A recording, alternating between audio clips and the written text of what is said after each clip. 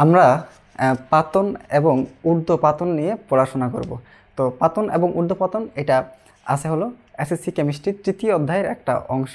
এখান থেকে 1 mark MCQ অথবা জ্ঞানমূলক প্রশ্নে আসতে পারে এবং এখান থেকে 2 মার্কের জন্য অনুধাবনমূলক প্রশ্ন আসতে পারে। তো আমরা আজকে এই যে পাতন এবং ঊর্ধ্বপাতন এই দুইটা টপিক নিয়ে পড়াশোনা করব। তো পাতন নিয়ে পড়াশোনার আগে আমাদেরকে আমরা জানি যে কোনো তরল পদার্থকে তাপ প্রয়োগ করলে সেটা কি হয়? বাষ্প হয়। কোনো তরল পদার্থকে তাপ প্রয়োগ করলে সেটা বাষ্প হয়। আর এই যে প্রক্রিয়া, এই প্রক্রিয়াকে বলা হয় বাষ্পীভবন প্রক্রিয়া। বুঝতে পেরেছ? কোনো তরল পদার্থকে তাপ প্রয়োগ করলে সেটা বাষ্পে পরিণত হয়ে যায় বা বায়বীয় পদার্থে পরিণত হয়ে যায়। আর বায়বীয় পদার্থ পরিণত হওয়ার যে প্রক্রিয়া, এটাকে বলা হয় বাষ্পীভবন প্রক্রিয়া। আবার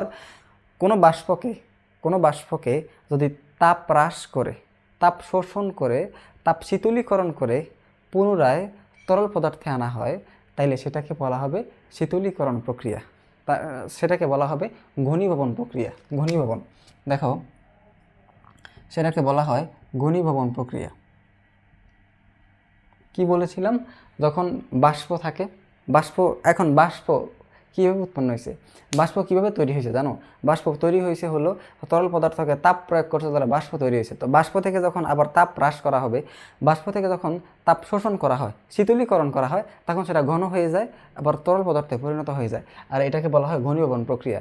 তো বাষ্পীভবন এবং ঘনীভবন এই দুইটাকে একসাথ করলে আমরা পাতন পাবো। এই পাতনটা পাবো। বুঝতে পেরেছ? তাহলে পাতন কাকে বলে? পাতন হলো কোনো তরল পদার্থকে তাপ প্রয়োগ করে বাষ্পীভবনে পরিণত করে এবং আবার সেই বাষ্পকে তাপ হ্রাস করে, তাপ শোষণ করে পুনরায় তরলে পরিণত করার প্রক্রিয়াকে বলা হয় পাতন।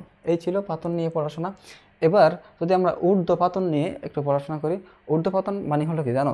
এমন কিছু পদার্থ আছে যাদেরকে তাপ প্রয়োগ করলে, এমন কিছু কঠিন পদার্থ আছে, আমরা সচরাচর সাধারণত কঠিন পদার্থকে তাপ প্রয়োগ করলে তরল হয়। আমরা দেখি যে কঠিন পদার্থকে তাপ প্রয়োগ করলে তরল হয় এবং তরল পদার্থকে পুনরায় তাপ প্রদান করলে সেটা বাষ্পে পরিণত হয়। কিন্তু এমন কিছু কঠিন পদার্থ আছে যাদেরকে তাপ প্রয়োগ করলে এরা কঠিন থেকে তরল হয় না, এরা কঠিন থেকে সরাসরি বাষ্পে পরিণত হয়ে যায়। আর যারা বাষ্পে পরিণত হয়ে যায়, তরলে পরিণত না হয়ে যারা সরাসরি বাষ্পে পরিণত হয়ে যায়, তাদেরকে বলা হয় ঊর্ধ্বপাতিত পদার্থ। এই ঊর্ধ্বপাতিত পদার্থগুলোর একটা বৈশিষ্ট্য হলো এরকম যে এরা তরলে পরিণত হয়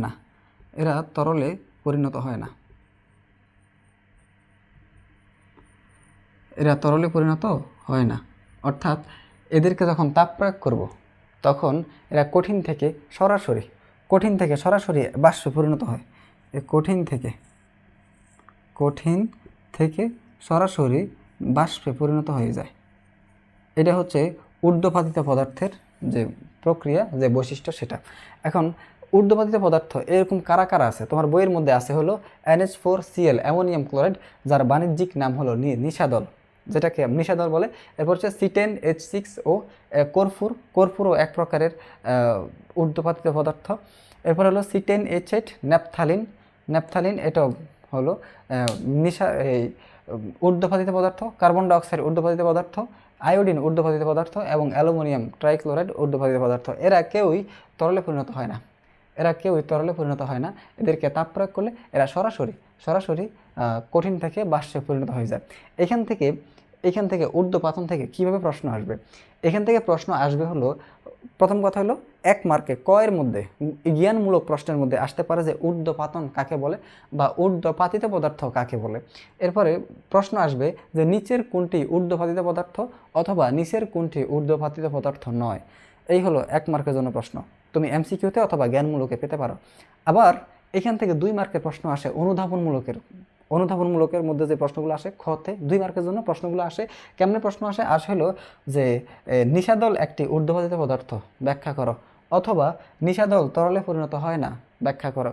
অথবা আয়োডিন একটি ঊর্ধ্বপাতিত পদার্থ, আয়োডিন একটা ঊর্ধ্বপাতিত পদার্থ, ব্যাখ্যা করো। অথবা আয়োডিন একটি তরল পদার্থ, আয়োডিন তরল পদার্থে পরিণত হয় না, সেটা ব্যাখ্যা করো। প্রশ্নগুলো এভাবে আসতে পারে। এখন এগুলো আসলে প্রশ্ন যদি আসে যে নিশাদল একটি ঊর্ধ্বপাতিত পদার্থ, ব্যাখ্যা করো, তুমি উত্তরটা কেমনে দিবা? তুমি উত্তরটা দিবা হলো প্রথমে আগে ঊর্ধ্বপাতিত পদার্থের ঊর্ধ্বপাতনের সংজ্ঞাটা দিবা। তুমি লিখবা যে আমরা জানি যে সকল কঠিন পদার্থকে তাপ প্রয়োগ করলে এরা তরলে পরিণত না হয়ে সরাসরি বাষ্পে পরিণত হয়ে যায়, তাকে বলা হয় ঊর্ধ্বপাতিত পদার্থ। এখানে নিশাদল একটি ঊর্ধ্বপাতিত পদার্থ, কেননা নিশাদলকে তাপ প্রয়োগ করলে নিশাদল তরল পদার্থে পরিণত না হয়ে, তরল পদার্থে পরিণত না হয়ে এটি সরাসরি বাষ্পে পরিণত হয়ে যায়, এজন্য নিশাদল একটি ঊর্ধ্বপাতিত পদার্থ।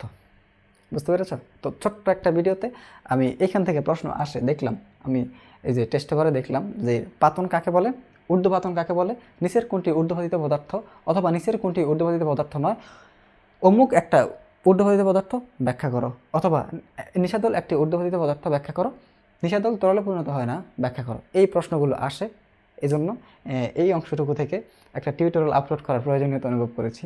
তোমরা আমাকে জানাবা তোমাদের আর কী লাগবে এবং তোমাদের কোন টপিকে পড়তে তোমরা প্রবলেম ফেস করো, তোমরা আমাকে জানাবা এই ভিডিওর কমেন্ট বক্সে অথবা ইনবক্সে। তো সে পর্যন্ত ভালো থেকো, আল্লাহ হাফেজ।